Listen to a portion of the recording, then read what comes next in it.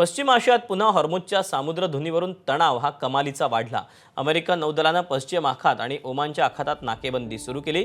अरबी समुद्राकडे इराणी बंदरावरून येणाऱ्या कोणत्याही जहाजाला अमेरिकन नौदल अडवणार आहे, तसंच इराणला टोल भरणाऱ्या जहाजांनाही अमेरिकन नौदल अडवणार आहे। त्यामुळे तणाव कमालीचा वाढलाय। इराणच्या चाबार बंदर, अब्बास बंदर, खुमैनी पोर्ट, बुशहर, मशहर या बंदरांवरून येणाऱ्या सर्व जहाजांना अमेरिकन नौदल अडवणार आहे। तसंच समुद्रधुनीतून जाण्यासाठी इराणला टोल भरणाऱ्यांचाही मार्ग रोखला जाईल। चर्चेची दुसरी फेरी दृष्टीपथात असताना अमेरिकन नौदलानं नाकेबंदीचं पाऊल उचलल्यानं तणाव पुन्हा वाढलाय।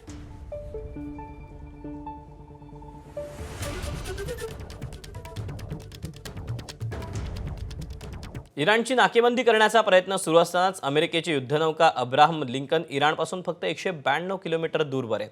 अमेरिकेनं त्यांचं नौदल आणि युद्धनौका ओमानमध्ये तैनात केल्यात। युद्धनौकेसोबत लढाऊ विमानं देखील आहेत। सॅटेलाइट इमेजेसमुळे अमेरिकेच्या या हालचाली समोर येत आहेत।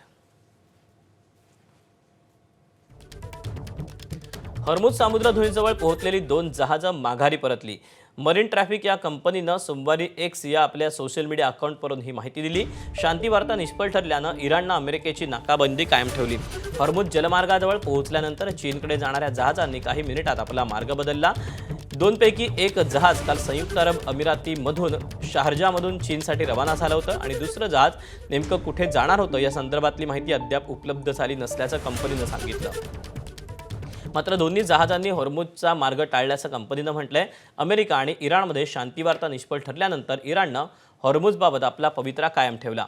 हॉर्मुझमधून जहाजं न पाठवण्याच्या निर्णयावर इराण ठामे आणि त्यामुळे काही जहाजांना आपल्या परतीचा मार्ग हा स्वीकारावा लागतोय। एबीपी माझा, उघडा डोळे बघा नीट।